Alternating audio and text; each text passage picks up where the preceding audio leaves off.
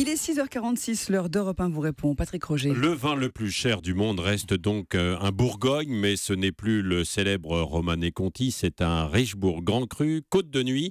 14 254 € la bouteille de 75 centilitres.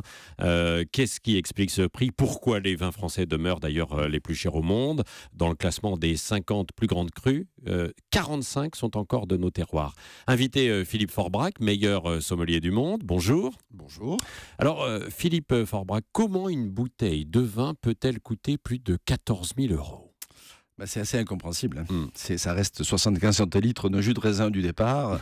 Et puis tout d'un coup, on se retrouve avec des valeurs qui sont proches du marché de l'art plutôt que du marché de la viticulture habituelle. Oui, et ce ne sont pas des bouteilles d'il y a quelques années. Ce sont des bouteilles de l'année, quoi. Si oui, je puis dire. Ce ne sont pas des bouteilles de l'année, parce qu'en l'occurrence, pour Jaillet, il y a un décalage. Et le prix de référence, d'ailleurs, reste le 1985. Donc, ce n'est pas un vin tout à fait récent, mais qui est encore disponible sur le marché. Et en fonction effectivement des millésimes, ça peut jouer bien sûr d'une façon considérable. Oui. Mais alors pourquoi ce prix quand même de 14 254 € là en l'occurrence? Dans le palmarès de cette année de Wine Searcher, ce qui ressort bien sûr c'est ce fameux Richebourg de Henri Jaillet, mais c'est surtout la reconnaissance d'un personnage, ce fameux Henri Jaillet, qui classe quand même 3 vins parmi les 10 premiers de ce classement mondial. Donc c'est la reconnaissance d'un savoir-faire, c'est la reconnaissance d'un style, d'un sens artistique particulier. C'est aussi dû au fait que ce vigneron légendaire soit décédé il y a une petite dizaine d'années, puisqu'il est mort en 2006, et un peu à l'instar de ce qui pourrait se passer pour un grand peintre qui aurait fait des œuvres, et puis finalement à sa mort, ça se raréfie, puisqu'on sait très bien qu'il n'en produira plus. Eh bien, la cote monte. Et finalement, c'est ce qui se passe pour ce style de vin. Oui. Alors, donc, le premier, le Richebourg Grand Cru d'Henri Jaillet. Son deuxième vin est troisième, c'est ça? Exactement. C'est son Cros Parentou, qui est une parcelle assez légendaire du cœur de Vosne Romanée. Donc, on est en Côte de Nuit, on est en Bourgogne, on est sur un des grands vins rouges. D'ailleurs, le Cros Parentou, moins connu peut-être que le Richebourg, parce que le Richebourg est classé Grand Cru, le Cros Parentou est un premier cru, effectivement, était la signature du fameux personnage. Oui. Sophie, oui. Romanée Conti, qui est dépassé par Richebourg, pourquoi ce changement au classement alors? Alors, Romanée Conti est quand même pas loin, il faut dire que Romanée Conti est juste derrière, à quelques centaines d'euros de différence. Le Romanée Conti est toujours produit aujourd'hui. Et il y a toujours Monsieur de Vilaine et ses associés qui sont à la tête de ce domaine mythique. Ça reste quand même la légende, le Romanée Conti. Même si le prix du fameux Richebourg d'Henri Jaillet le dépasse aujourd'hui. Pourquoi la différence entre les deux? Il y a moins de Richebourg d'Henri Jaillet disponible aujourd'hui sur le marché que de Romanée Conti. C'est la rareté. Donc c'est la rareté et l'offre et la demande.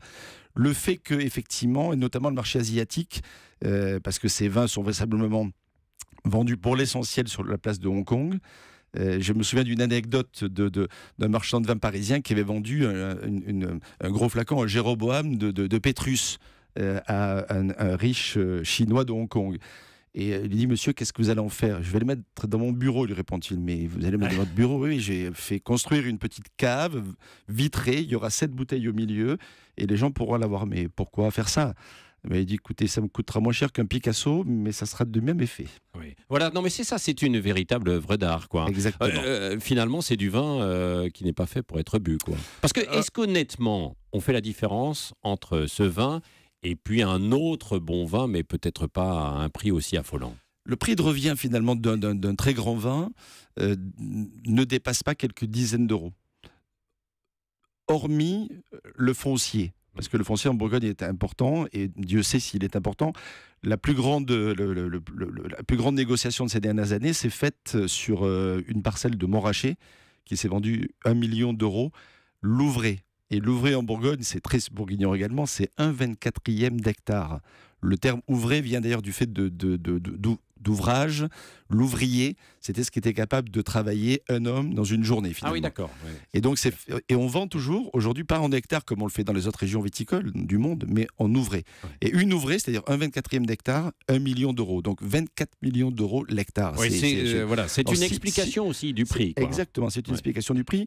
Mais si on exclut cet élément foncier, patrimonial donc, Le prix de revient d'un très grand vin, quand on fait très attention, quand on met pas d'engrais, etc., qu'on fait comme dans un jardin, les choses dans le plus grand respect de la nature, etc., qu'on travaille au cheval si on veut, avec des gens qui viennent tous les jours à pied pour éviter, oui, c'est ce qui etc. se passe, hein, d'ailleurs, quoi. C'est ce qui se passe pour ce genre de vignes, pour Romanée-Conti en particulier.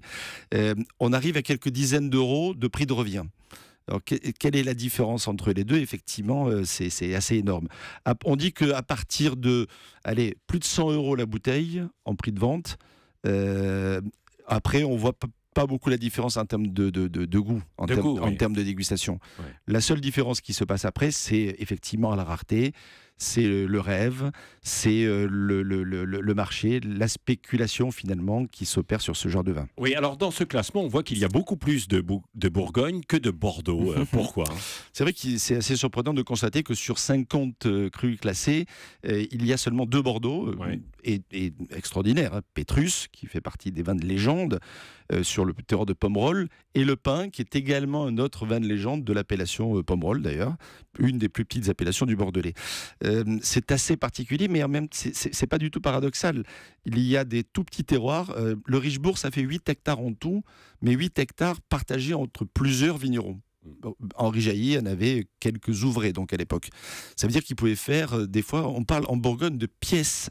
Une pièce, c'est 228 litres en Bourgogne, ça correspond à 300 bouteilles. J'ai une pièce, vous vous rendez compte, cette année, de Richebourg.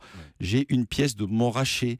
D'ailleurs, le Montrachet, il y en a un ou deux qui sont classés également. Celui de Anne-Claude Leflèvre, d'ailleurs, est classé 5e. Ouais. Et là aussi, elle est décédée cette année et c'est pas étonnant qu'un de ces vins, finalement, monte dans le palmarès. Une dernière question. Et alors, bon, donc on voit que dans ce classement, on domine la France. Mais est-ce qu'on commence à être rattrapé par les vins californiens, argentins, etc.? Alors, argentin, pas encore. Californien, de temps en temps. Il y a le Streaming Eagle, par exemple, qui est classé 14e. C'est un des grands vins de Napa Valley. Et il y en a quelques-uns d'autres. Arlen Estate, etc., fait partie de ces domaines qui pointent régulièrement au palmarès des grands vins et des grands prix. Il y a les vins allemands également. Il y a 2 vins de la Moselle dans le classement cette année. Les vins d'Egon Müller et les vins de Gigi Prum, qui sont des vins de la Moselle, donc des vins blancs, d'une façon générale plutôt liquoreux, qui sont des vins de légende, mais qui là également sont produits en toute petite quantité. On est plus effectivement dans un esprit bourguignon qu'un esprit bordelais ou d'autres régions. Merci Philippe Forbrac. Et puis je signale au passage que vous proposez un jeu disponible à la rentrée. Vinitour, c'est le jeu des vins de France aux éditions Duchesne. Merci beaucoup.